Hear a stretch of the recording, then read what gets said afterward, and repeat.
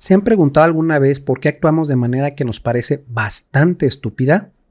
Pero es que no sé por qué tenía que abrir la bocota para decir tal barbaridad.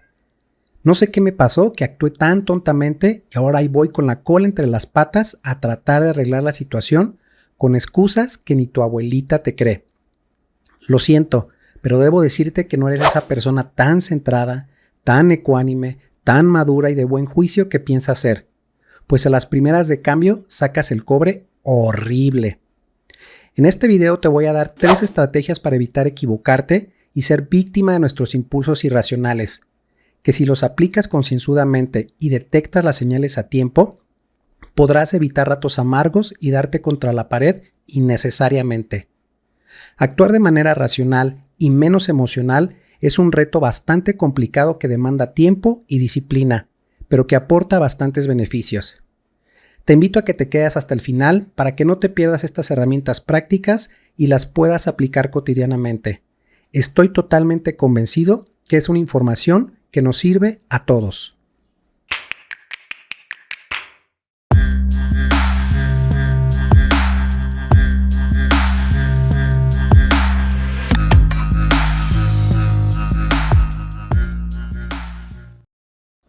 Hola amigos, ¿qué tal? ¿Cómo están? Sean nuevamente bienvenidos al Búnker de las Ideas.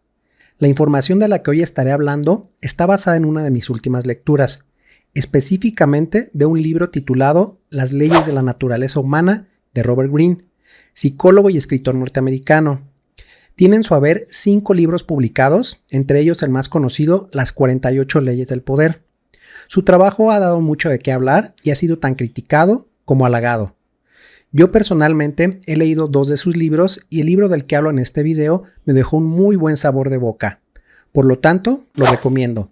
En la caja de comentarios dejaré el link en donde puedan encontrar el libro. Muy bien, dicho lo anterior, comenzamos. Cuando cometemos errores en la vida y por lo menos tratamos de ser un poco sensatos, podríamos hacernos preguntas del tipo ¿por qué actué así?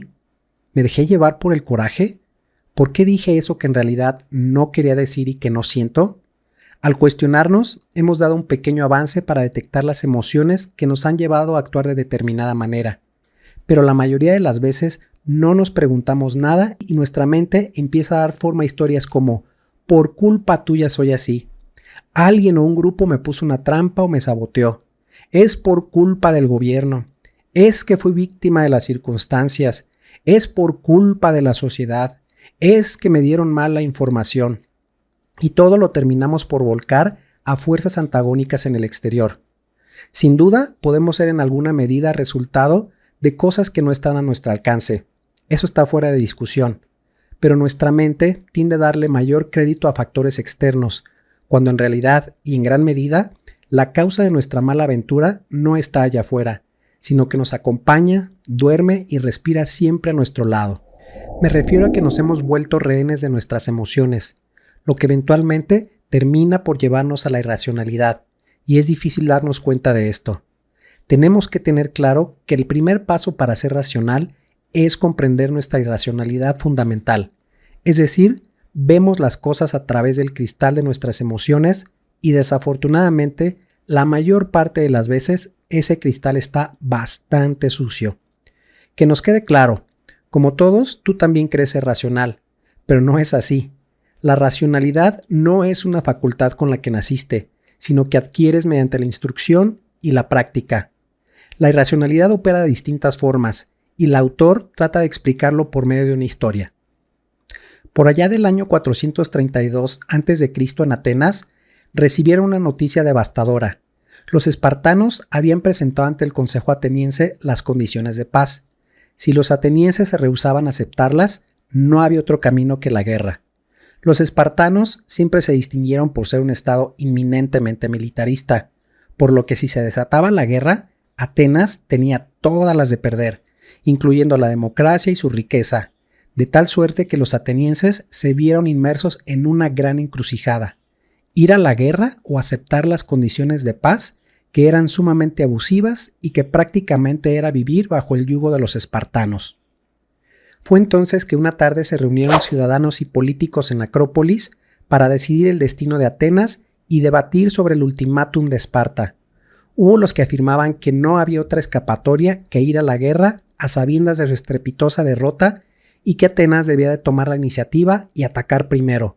Por otro lado, estaban los moderados, que decían que debían de aceptar las condiciones de paz de los espartanos, lo que les daría tiempo para hacer crecer sus fuerzas armadas y después construir una nueva rebelión para luchar por su libertad.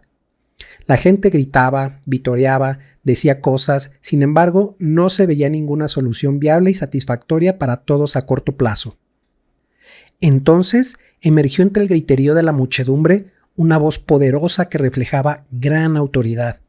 Sí, señores, era el gran Pericles tomando la palabra, filósofo, político, estadista y muy respetado por los atenienses. Su opinión era más valorada que la de cualquiera, pues gracias a él, muchos de los que no tenían voz ahora la tenían. Remeros, pescadores, constructores, artesanos y en general las clases bajas de Atenas, y a pesar de que él venía de una ilustre familia aristocrática, supo granjearse el beneplácito de las masas. Se opuso a expandir el imperio democrático de Atenas. Temía que los atenienses abarcaran demasiado y perdieran el control. Se esforzó en consolidar el imperio y fortalecer las alianzas existentes. Cuando se trataba de la guerra y de su propia función como general, se empeñaba en limitar las campañas bélicas y ganar por medio de maniobras con mínimas pérdidas de vidas. En general, Pericles transformó por sí solo la apariencia y el espíritu de Atenas, y comenzó en esta una edad de oro en la totalidad de las artes y las ciencias. De pronto, todo el mundo calló y Pericles comenzó diciendo: «Atenienses, atenienses, mi opinión es la misma de siempre. Me opongo a cualquier concesión de la Liga del Peloponeso, aunque sé que en el entusiasmo con que se convence a la gente de ir a la guerra, no se prolonga hasta el momento de la acción, y que la opinión de la gente cambia con el curso de los acontecimientos». Les recordó que las diferencias entre Atenas y Esparta debían de resolverse con árbitros neutrales y no ceder a las demandas unilaterales de los espartanos, pues sería un peligroso precedente. Una batalla terrestre sería suicida. Pericles les propuso que él protegería dentro de las murallas de Atenas a todos los habitantes del área. «Que los espartanos lleguen y nos inciten a pelear», dijo, «que devasten nuestro territorio. No morderemos el anzuelo, no los combatiremos en tierra.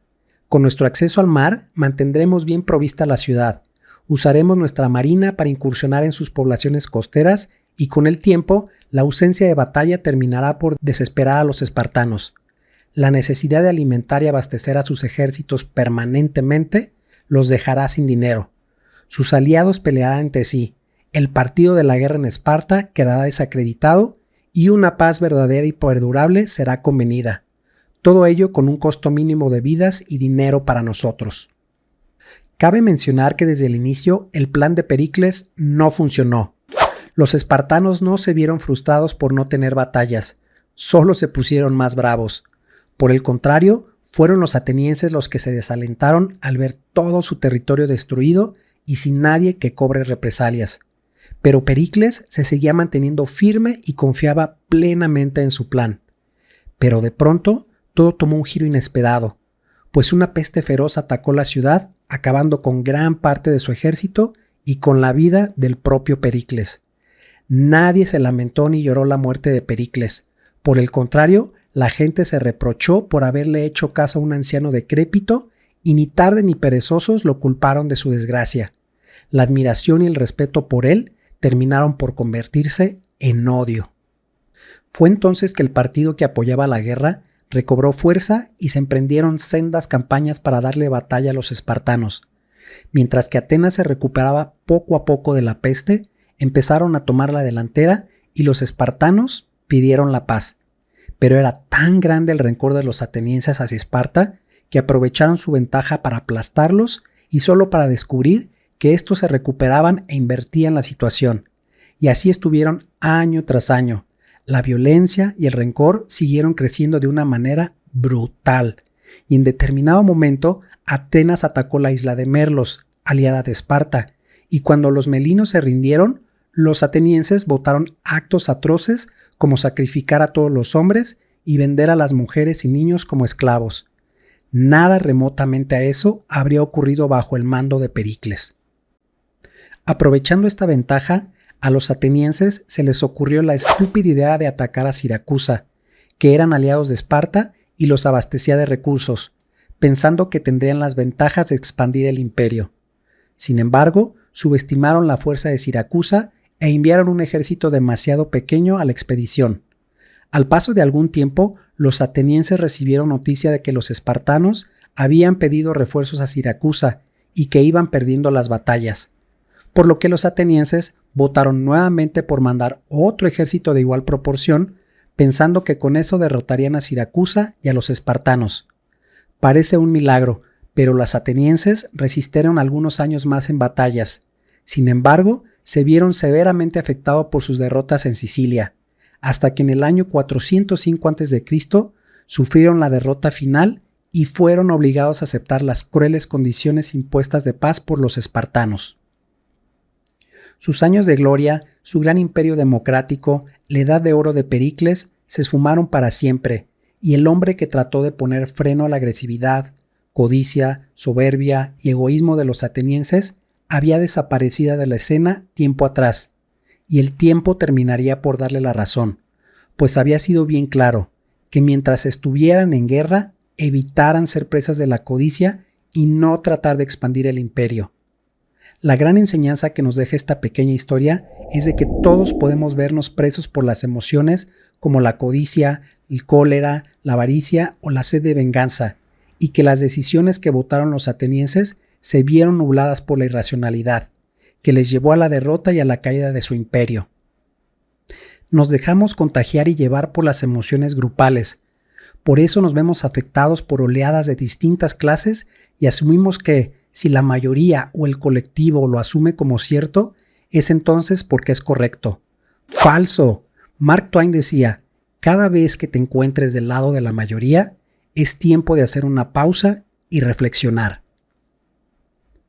La primordial tarea que debemos de emprender es examinar nuestras emociones, que contagian tus decisiones e ideas, y hacernos preguntas como ¿a qué se debe este coraje y rencor?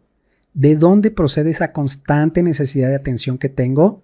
Y es así, poniendo bajo el escrutinio nuestras emociones que pierden fuerza, lo que nos ayudará a pensar antes de actuar y reevaluar nuestras estrategias. En gran medida, muchos de nuestros problemas proceden porque no tenemos ningún tipo de contacto con nuestras emociones y cuando reaccionamos ya se cristalizaron en actos. Y como estas historias existen muchas más. Recordemos, por ejemplo, la gran crisis económica del 2008, la cual también puede servirnos para ejemplificar el compendio de todas las variedades de la irracionalidad humana. En retrospectiva, al día de hoy le damos explicaciones a la crisis como las siguientes: desajustes en la balanza comercial y otros factores abarataron el crédito a principios de la década del año 2000, lo que condujo a un uso excesivo de préstamos, era imposible asignar el valor preciso a los complejos instrumentos de derivados, o que las operaciones bursátiles, así que nadie podía calcular las verdaderas pérdidas y ganancias, o una explicación del tipo: un pequeño grupo corrupto de individuos tenía información confidencial y privilegiada y manipularon el sistema y el mercado en pos de ganancias. Sistemas laxos de otorgamiento de crédito para hipotecas, así como descuido de las autoridades financieras y gubernamentales, o como que los sistemas operativos de previsión fallaron en sus cálculos y se salieron de control. La realidad es que previo a la crisis del 2008, millones de personas tomaron todos los días decisiones acerca de si invertir o no. En cada punto de esas transacciones, compradores y vendedores pudieron haberse abstenido de modalidades de inversión riesgosas, pero decidieron no hacerlo, debido a que las ganancias eran muy atractivas y tomaron modelos muy arriesgados. Y tanto compradores como vendedores se contagiaron del atractivo del dinero fácil. Esto volvió arrebatado hasta el inversionista más cauteloso. Unos pocos años antes se tenía como antecedente la quiebra de la gigantesca sociedad de inversión Long Term Capital, anticipando la gran crisis que estaba por estallar. Imaginemos el caso de un apostador que siente la imperante necesidad de estar apostando y apostando, aunque pierda una y otra vez, ya que su cerebro recibe una carga de dopamina que genera mucha satisfacción y placer, aún a sabiendas de un gran riesgo de perder. Un estudio en Hamburgo que se llevó a cabo en Alemania sugiere que los patrones cerebrales son muy parecidos entre un apostador empedernido y un adicto a las drogas, volviéndonos ciegos e irracionales, incapaces de parar. Tenemos que tener claro una cosa, que el primer paso para ser racional es comprender nuestra irracionalidad. Ser irracionales está casi más allá de nuestro control. ¿Pero en qué consiste esto? Ok, para comprenderlo debemos de conocer la evolución de las emociones. A lo largo de millones de años, los animales han evolucionado en sus instintos de supervivencia y se han ido ajustando de acuerdo a su entorno. Por ejemplo, un cocodrilo podría percibir peligro a su alrededor y en función de segundos reaccionar con la huida o el ataque.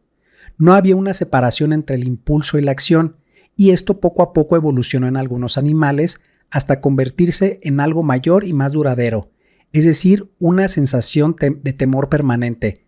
Al principio este temor consistía meramente en un alto nivel de excitación y de alerta, con la liberación de ciertas sustancias químicas que alertaban al animal en un peligro posible, lo cual aumentaba sus posibilidades de supervivencia, debido a que tenía más opciones de reacción. Dichas excitaciones y sensaciones de alarma asumieron en los animales sociales un papel más profundo e importante, ya que se volvieron una forma de comunicación. Ruidos estruendosos o pelos erizados pueden exhibir cólera o ser un medio de ahuyentar a un enemigo o señalar un peligro. Ciertas posturas u olores revelan deseos de la índole sexual y en ciertos gestos señalaban el deseo de jugar. La intensidad y el tono de los llamados de las crías revelaban ansiedad extrema y la necesidad de que la madre regresara. En los primates esto se hizo más elaborado y complejo. Está demostrado, por ejemplo, que los chimpancés pueden sentir envidia y deseo de venganza, entre otras emociones. Esta evolución tuvo lugar durante millones de años.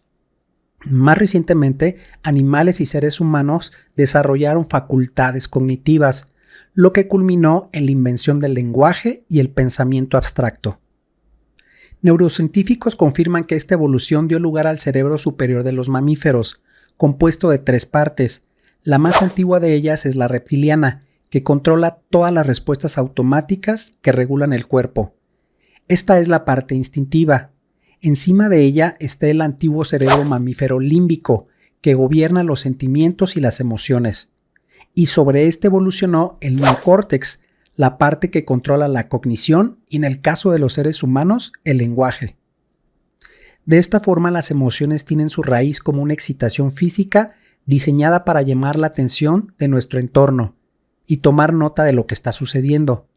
Comienzan como reacciones y sensaciones químicas que deben de traducirse después en palabras para intentar comprenderlas, pero como se procesan en una parte del cerebro diferente a la del lenguaje y el pensamiento, esta traducción suele ser difusa, ambigua o inexacta. Por ejemplo, sentimos cólera con la persona X cuando de hecho la verdadera fuente de esa sensación podría ser la envidia. Bajo el nivel de la mente consciente nos sentimos a inferiores a X y queremos algo que ella tiene. Pero como la envidia es algo que ni siquiera es bien visto por nosotros mismos, lo traducimos de otras maneras, como por ejemplo en disgusto o en rencor. Este aspecto inconsciente de nuestras emociones significa que es muy difícil que aprendamos de ellas y mucho menos prevenir o detener una conducta compulsiva. Un hijo que sintió abandono por sus padres a una edad temprana tiende a crear patrones de abandono en la edad adulta, sin ver el motivo de estos. A esto se le llama disparadores de la infancia temprana. La función comunicativa de las emociones es un factor crítico en los humanos. Comunicamos enfado cuando en realidad sentimos otra cosa o respecto a otra persona, pero el otro no puede ver esto y reacciona como si se le atacara personalmente, lo cual obviamente genera una cascada de malentendidos y lesiona nuestras relaciones sociales. En nosotros los humanos, la división entre experimentación de una emoción y el proceso cognitivo de traducirla a palabras es una constante fricción interna. Albergamos emociones que se hacen duraderas, las intensificamos o prolongamos mucho más allá del momento pertinente. Pongamos un ejemplo. Un animal siente miedo un instante y desaparece después. En cambio, nosotros prolongamos ese miedo y lo intensificamos hasta el punto de sentir una constante ansiedad. Reflexionemos un momento en lo siguiente. Podría pensarse que ya hemos dominado ese lado emocional gracias al progreso intelectual y tecnológico. Después de todo, ya no somos tan salvajes ni violentos, pero eso es una mera superstición, ya que la tecnología no nos ha reprogramado, solo han alterado la forma de nuestras emociones y la clase de irracionalidad que las acompaña. Por ejemplo, se han desarrollado técnicas para mejorar la capacidad mediática de los políticos o de otros sujetos para explotar nuestras emociones de manera más sutil y sofisticada. Los algoritmos de las redes sociales han evolucionado de tal manera que tienen la capacidad de alterar nuestras emociones y estados de ánimo. De repente estamos viendo un TikTok de un perro callejero que está sufriendo a causa de maltrato humano y experimentamos coraje, repulsión y ansias de que el maltratador tenga su merecido. Y 2 minutos después estamos a carcajada suelta por un TikTok chistoso que nos lleva a otro estado de ánimo. Es decir, estamos en un tobogán de emociones en pocos minutos. Un prolongado contacto con las redes sociales nos expone a efectos virales emocionales, lo cual reduce nuestro espacio mental y racional, para retroceder un poco y reflexionar. Pero, ¿qué diferencia hay entre las personas racionales e irracionales? Las emociones que sentimos todo el tiempo contagian nuestro pensamiento y nos hacen adoptar ideas que nos agradan y satisfacen a nuestro ego. Es imposible que nuestras inclinaciones y sensaciones no se involucren en lo que pensamos. Una persona racional siempre tiene presente esto, y por medio de la introspección y un esfuerzo, son relativamente capaces de sacar las emociones de su pensamiento y contrarrestar su efecto, a diferencia de las irracionales que ignoran lo anterior y terminan actuando precipitadamente sin considerar las consecuencias de sus actos. Las personas racionales demuestran ser capaces de terminar un proyecto, cumplir sus metas, trabajar eficientemente en equipo y crear algo perdurable. Las personas irracionales revelan en su vida patrones negativos, errores que no cesan de repetir, conflictos innecesarios que los siguen por doquier, sueños y proyectos frustrados que jamás se hacen realidad, enojo y deseos de cambio que nunca se traducen en acciones concretas. Son impulsivas y reactivas y no están conscientes de ello. Una persona puede reflejar su irracionalidad en situaciones que no traen satisfacción inmediatamente, sin prever los costes enormes a largo plazo. Un ejemplo, comprar cosas por el mero impulso de ver que está en promoción, a pesar de ser objetos que no necesitamos y desperdiciamos el dinero que bien podremos invertir en un futuro. Adquirir un mayor nivel de racionalidad es un proceso que se practica y requiere conocer las dos formas en que opera la irracionalidad. 1. La racionalidad de grado inferior. Esta opera en el continuo cambio de estados de ánimo y sentimientos que experimentamos por debajo de la conciencia. Cuando tomamos decisiones, no reparamos en que estos estados de ánimo y sentimientos distorsionan nuestro proceso mental, creando sesgos que tergiversan la realidad y desembocan en errores en la toma de decisiones. 2. La irracionalidad de grado superior, que opera cuando nuestras emociones se avivan debido a presiones exteriores. Cuando pensamos en nuestra ira, entusiasmo o rencor, nuestra visión se tiñe de ese sentimiento y todo lo vemos a través de ese cristal, lo cual nos vuelve más propensos a otras reacciones emocionales, volviéndonos muy reactivos. Muy bien, si llegaste hasta aquí, te felicito. Es necesario explicar el mecanismo en que nuestras emociones operan para comprenderlas mejor. Ahora sí, vamos a ver estos 3 pasos que nos ayudarán a ejercitar nuestra racionalidad. Paso 1. Reconoce los sesgos. Como ya he mencionado anteriormente, las emociones afectan nuestros procesos mentales y por ende nuestras decisiones, y esto ocurre por debajo del nivel de nuestra conciencia. La emoción más común y más persistente de todas es el deseo de placer y aversión al dolor. Es casi inevitable que nuestros pensamientos giren alrededor de ese deseo. Nos abstenemos de pensar en ideas dolorosas o desagradables y en contraposición siempre estamos intentando satisfacer nuestros deseos de placer.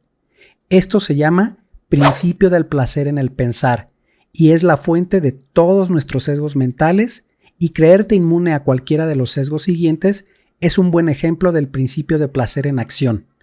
Indaga en cambio cómo operan en ti y aprende a identificar esa irracionalidad en los demás.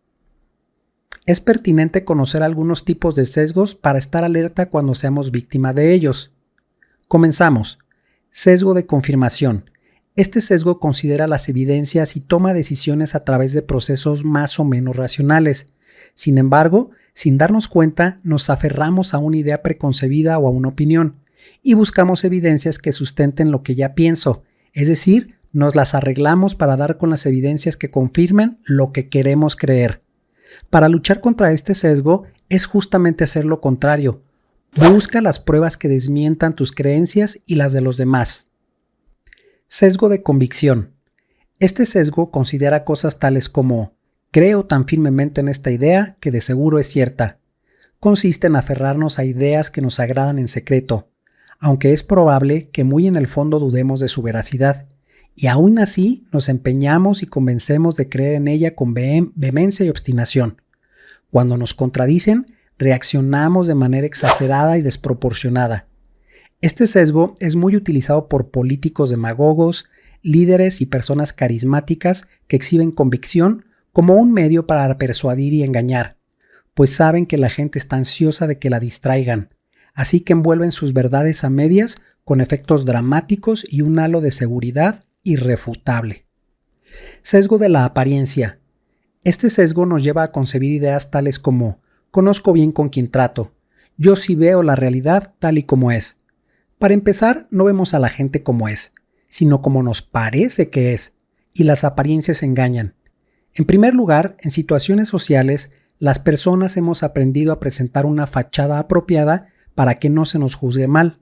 Confundimos estas máscaras con la realidad. Segundo, tendemos a caer en el efecto de halo al atribuir ciertas cualidades o defectos a las personas. Una persona de buen porte o bien parecido suele parecernos digno de confianza y de éxito, y creemos que también es una persona ética. Tengamos siempre en mente aquel viejo dicho popular que dice: no todo lo que brilla es oro. Sesgo de superioridad. Alberga ideas tales como: soy diferente, soy más racional que los demás y más ético también. Pocos aceptarán esto en una conversación, porque suena muy arrogante, pero numerosos estudios demuestran que esta idea es muy común en la mente de las personas. Incapaces de ver claramente nuestras faltas, solo las ajenas. Creemos que lo que yo pienso, que lo que yo digo, es mejor moralmente y éticamente superior a lo de los demás.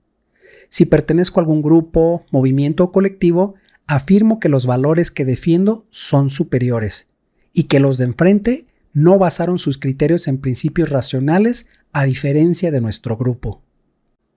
Este sesgo es muy común en los social justice warriors, es decir, en los activistas, ecologistas, los movimientos radicales, etc. Se suben en la poltrona de la superioridad moral y tachan de retrógradas al que no piensa igual que ellos. Sesgo de la culpa. Este tiene una relación estrecha con el sesgo de superioridad, ya que no nos gusta examinar demasiado nuestros actos y nuestra introspección es limitada y la reacción común es echar culpas al exterior y a los demás, porque no nos gusta aceptar nuestros errores, ya que el ego se ve lastimado y amenazada nuestra sensación de superioridad también. Sesgo grupal. Este sesgo nos lleva a experimentar un enorme alivio cuando encontramos a otros que piensan como nosotros. Nos sentimos motivados de adoptar ideas y opiniones ajenas, justo porque nos brindan un alivio, pero no estamos al tanto de esta influencia e imaginamos que llegamos solos a esas conclusiones y a la elaboración de esas ideas. Imaginemos, por ejemplo, los que apoyan una ideología. Entre ellos prevalece una ortodoxia y corrección notable, sin que nadie diga nada. Es decir, no ponen en tela de juicio esas ideas. Si un individuo se sitúa a la derecha o a la izquierda como por arte de magia, sus opiniones seguirán esa misma dirección en decenas de asuntos, aunque pocos admitirán esta influencia en sus patrones mentales. Paso 2. Ten cuidado con los factores explosivos. Es preciso recordar que las emociones de grado inferior afectan a nuestro pensamiento y se originan en nuestros impulsos, como el deseo agradable y placentero. Por el contrario, las emociones de grado superior pueden manifestarse en determinado momento y adquirir tonos explosivos o violentos, y son originadas por algo externo a nosotros. Puede ser una persona o una circunstancia en concreto. En este caso, el nivel más alto de nuestra atención queda atrapada por dicha emoción, y cuanto más pensemos en ella, más fuerte se va volviendo. Es como un chicle que mientras más lo pisamos para quitárnoslo, más se pega a la suela del zapato. Es entonces cuando experimentamos una presión mental demasiado fuerte, que tenemos que manifestar o buscarle alguna fuga, y la mayor parte de las veces suele expresarse de forma precipitada, con consecuencias desastrosas, y es como sentirnos poseídos o fuera de control, o como si alguien nos estuviera manejando en contra de nuestra propia voluntad. Es importante estar atento a este tipo de señales, para evitar que tu mente se abstraiga y que prevengas una acción de la que después te puedes arrepentir. También es necesario estar alerta a las señales de terceras personas con irracionalidad de grado superior, a fin de hacerte a un lado para evitar engancharte con sus estados emocionales. Existen factores o circunstancias que pueden llegar a desencadenar comportamientos que nos llevan a ser profundamente irracionales y que no comprendemos cómo operan o de dónde provienen. Acá solo me limitaré a explicar algunos de ellos. Disparadores de la infancia temprana. Estoy seguro que muchas personas tuvimos una infancia difícil o una etapa temprana de ella fuimos muy sensibles o vulnerables. La relación que tuvimos con nuestros padres en la infancia temprana es de vital importancia, así como un acontecimiento bastante intenso o traumático. Estos sucesos se quedan registrados y guardados en lo más profundo de nuestras mentes, y lo más común es que intentemos reprimirlos, pero también sucede lo mismo con las emociones positivas, con las experiencias de cariño o amor, y buscamos repetir y revivir. Al pasar de los años, es probable que alguna circunstancia o persona desencadene un recuerdo o una experiencia, ya sea positiva o negativa, y con esto la liberación de potentes sustancias químicas o hormonas consecuentes. Por ejemplo, un niño cuya madre no le prestó la suficiente atención y desarrolló una relación de distancia y frialdad, lo más probable es que el pequeño desarrolle sentimientos de abandono, o pensar que él no era digno de su amor. Más adelante, cuando esta persona crezca y tenga una relación sentimental con una mujer y tenga algún tipo de conflicto donde ella le reproche algo que no le gusta de él, se activará en el joven un disparador que le acarreará una avalancha de emociones de rechazo y abandono, o de que ella lo está traicionando, y consecuentemente empezará actuando de manera exagerada, acusadora o simplemente apartándose. Todo lo cual desemboca en lo que tanto temía, la sensación de abandono. Lo peligroso aquí es la mala interpretación del presente y la reacción a algo en el pasado. Genera un conflicto, desilusión y desconfianza, lo que no hace más que avivar la herida. En cierto sentido, estamos programados para repetir en el presente la experiencia pasada. Un paso hacia la racionalidad es hacernos conscientes de este proceso, ya que es nuestra única defensa y es importante que identifiquemos oportunamente estos disparadores y nos demos cuenta de las emociones que la acompañan antes de que se hagan incontrolables. Cuando sintamos que algo en nuestro interior está a punto de estallar, es momento de dar un paso atrás, distanciarnos de la emoción, respirar profundamente y tratar de contemplar su fuente posible. Tener esta comprensión de nosotros y de nuestra vulnerabilidad es una poderosa clave que nos acerca un poco más hacia la racionalidad. Victorias o derrotas repentinas. Cuando de improviso o súbitamente experimentamos una derrota o un éxito muy grande, nuestro cerebro empieza a segregar sustancias químicas que nos llenan de energía y de excitación, lo cual nos induce a querer repetir obsesivamente esa misma experiencia, o que puede llevarnos a comportamientos insanos, o ignoramos todos los factores que se conjugaron para que se produjera esa derrota. En otras palabras, nos sentimos invencibles en ese momento. De igual forma, las derrotas imprevistas o una cadena de ellas pueden originar reacciones irracionales. Imaginemos a un deportista que lleva varias derrotas consecutivas, llegará un momento en que esto psicológicamente le afectará y empezará a gestar ideas negativas que eventualmente le jugarán en su contra y probablemente le genere emociones de inseguridad, timidez o se muestre vacilante, lo que puede llevarle a fracasos aún más grandes. ¿Y cómo evitar caer entonces en estos estados mentales irracionales? Bien, cada vez que experimentes triunfos o fracasos inusuales, es recomendable dar un paso atrás y compensar con algo de pesimismo u optimismo. Desconfía de un éxito o de un fracaso repentino, pues no se basan en nada sólido ni perdurable y tiene mucha fuerza adictiva. Presión en ascenso. Cuando nos encontramos sometidos a grandes presiones o a mucho estrés, las facultades racionales se ven nubladas, y es en estas situaciones donde podemos observar el verdadero carácter de las personas. Es vital que nos sepamos observar cuando estamos experimentando señales o sensibilidad inusual o un temor desproporcionado con las circunstancias. Lo más recomendable es tomar distancia y tomarte tu tiempo para tener una perspectiva más real y ver con desapego la situación.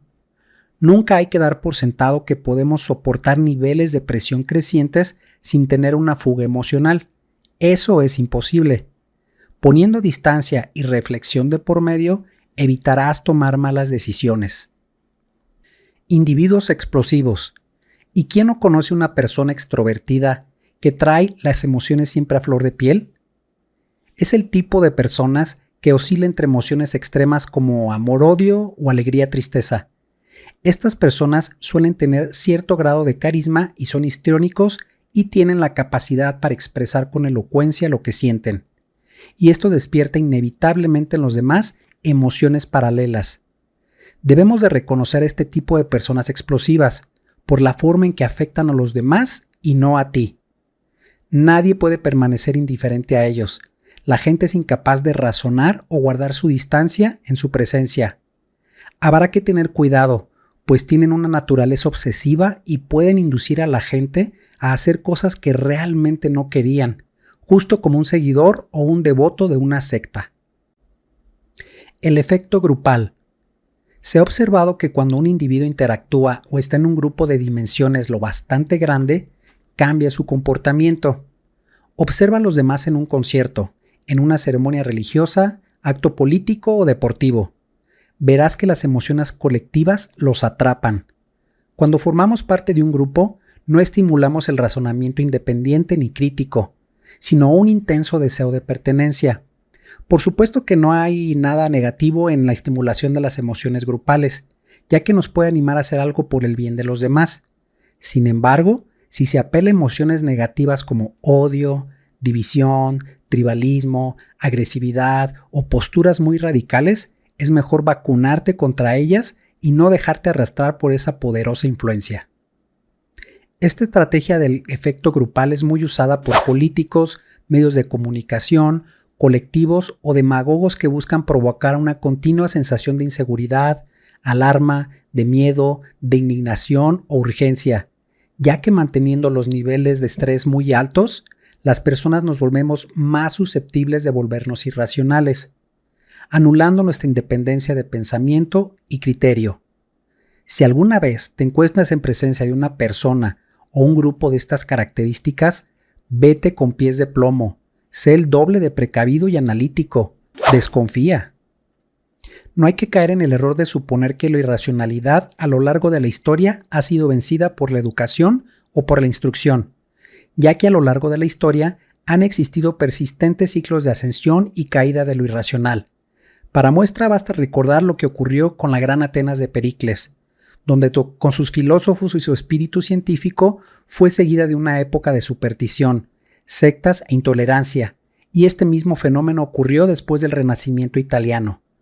Lo irracional simplemente cambia de forma. Ser una persona racional no es producto de los movimientos de masas o el progreso tecnológico, pues sentirse superior de alguna manera a otros es signo inequívoco de que lo irracional está operando en ti. Paso 3. Estrategias para que aflore lo racional. A lo largo de la historia han existido un sinnúmero de personas de alta racionalidad y que comparten cualidades similares, entre las que podemos mencionar una realista evaluación de sí mismos, una actitud de tolerancia, disciplina para cumplir sus metas e inclinación a la verdad y a la realidad. La gran mayoría de nosotros hemos experimentado periodos de gran racionalidad. Por ejemplo, cuando tenemos que entregar un trabajo en una fecha límite. Nos volvemos súper enfocados y con mucha energía.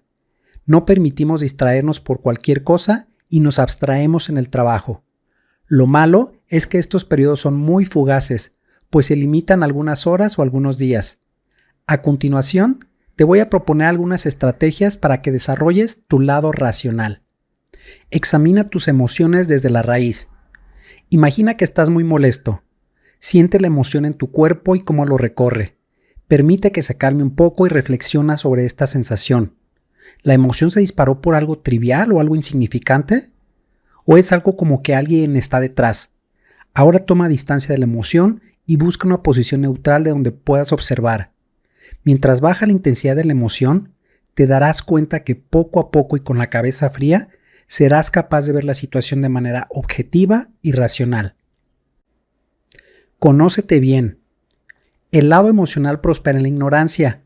Tan pronto como te das cuenta de su mecanismo de operación y de cómo te domina, pierde su potencial sobre ti y puedes controlarlo. El primer paso es siempre estar alerta y sorprender en acción ese lado emocional. Es útil observarte cómo operas bajo estrés. ¿Sacas a la luz deseos de hostigar, controlar, de desconfianza? También examina tus decisiones en las que te has equivocado. ¿Ves en ellas algún patrón? Ahora observa también tus fortalezas, aquello que te hace diferente y en el terreno donde te sientas seguro. Esto te ayudará a escoger metas que armonicen con tus intereses a largo plazo y que se ajusten a tus habilidades, pues esto te ayudará a no caer bajo la influencia del sesgo grupal. Incrementa tu tiempo de reacción. Esta habilidad se desarrolla a través de la práctica. Básicamente consiste en retrasar algo que requiera de una respuesta inmediata. Aprende a demorar y a dar marcha atrás por un tiempo, con la finalidad de que no te sientas presionado a reaccionar. Cuando reaccionamos inmediatamente, es el ego en acción, aquel que nos grita inmediatamente que esto requiere una respuesta contundente. No envíes ese iracundo email, no regreses la llamada al borde de una emoción descontrolada, ni te comprometas con nadie. Esto es como una carrera de resistencia. Cuanto más te resistas a reaccionar, más espacio mental te das para pensar o reflexionar, y la racionalidad se fortalecerá. Acepta a la gente como un hecho objetivo. La convivencia con los demás es la principal fuente de confusión emocional. El problema es que estamos juzgando a todas horas y pretendemos que las demás personas sean lo que no son. Deseamos que piensen y actúen de cierta manera, y como esto no es posible, nos frustramos y nos molestamos. Debemos de tener claro que las personas simplemente existen como son y que se presentan en todas las variedades y eso vuelve rica e interesante la vida. Es menos frustrante trabajar con lo que ellos te dan en lugar de pretender cambiarlos. Sí, ya sé, las personas somos bastante irracionales, pero recuerda que también es parte de ti. Trata de no personalizar ni etiquetar con nombres y rostros. Simplemente tómalo como un fenómeno natural, que se da sin culpar a nadie ni buscar quién te la pague. Acepta que esto es parte también de la comedia humana. Vuelve a tu aceptación de nuestra naturaleza tan radical como te sea posible. Esto te tranquilizará y te ayudará a observar a la gente de forma más desapasionada y quizá entenderla a un nivel más profundo, con lo cual dejarás de proyectar tus emociones sobre los demás. Sé que esto suena bastante fácil, pues en la vida se nos atraviesan personas bastante idiotas, y es aquí donde ponemos a prueba nuestra racionalidad. Busca un equilibrio entre pensamiento y emoción. Una persona no puede ser puramente emocional ni únicamente racional, ya que estos dos aspectos están íntimamente relacionados. Sin embargo, un lado es el que termina siempre por dominar. Por ejemplo, una persona puede estar más inclinada hacia las emociones.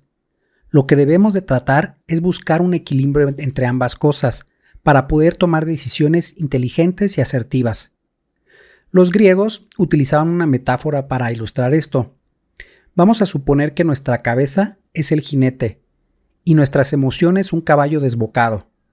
Mediante la práctica, el jinete, es decir, nuestro lado racional, va aprendiendo que tiene que ir guiando con las riendas al caballo, con lo que transforma la potente energía de las emociones en algo productivo. El uno sin el otro es completamente inútil. Tanto el jinete como el caballo deben de trabajar al unísono y coordinadamente. La fuerza que emerge de las emociones a actuar precipitadamente debe de ser regulada por el jinete, que analiza nuestra acción y sus consecuencias. Como un ejemplo de este ideal de operación, es intentar tener un equilibrio entre escepticismo, que es el jinete, y la curiosidad, que es el caballo. Duda de tu propio entusiasmo y del ajeno.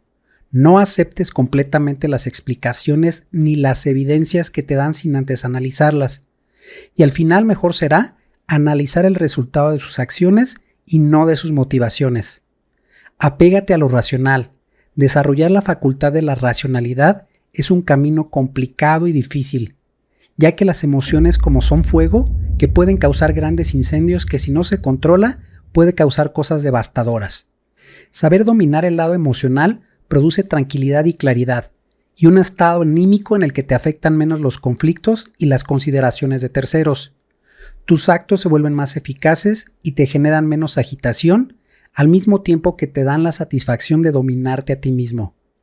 Como seres humanos, somos la combinación de ambas cosas y el reto aquí es encontrar el equilibrio entre emoción y razón. No se trata de satanizar ni lo uno ni lo otro. Tal vez para algunos este viaje les haya resultado un poco largo, pero la verdad es de que me esfuerzo en tratar de explicar y desmenuzar el contenido, con la finalidad de que quede un poco más claro y de que podamos absorber y sacar algo de utilidad de esto. No soy de las personas que hace un contenido tan rápido ni tan express. Muy bien, gente, hasta aquí voy a dejar el video. Espero que hayas podido encontrar algo de utilidad y que puedas aplicar a tu vida cotidiana y te ayude a ser mejor persona y así poder construir una mejor sociedad. Si conoces alguna otra estrategia que sirva para desarrollar la racionalidad, házmelo saber en la caja de comentarios y sirve que nos enriquecemos todos. Si te gustó el video, por favor suscríbete, comparte y activa la campana de notificaciones, pues esto me incentiva a seguir creando material para ustedes. Por cierto, si te gustan temas como la filosofía de los estoicos, te invito a que te des una vuelta a este video que está acá arriba, donde hablo de esta filosofía antigua que también nos aporta herramientas prácticas y eficaces para hacer mejor nuestro paso por este sitio. Por mi parte es todo, nos vemos pronto y adiós.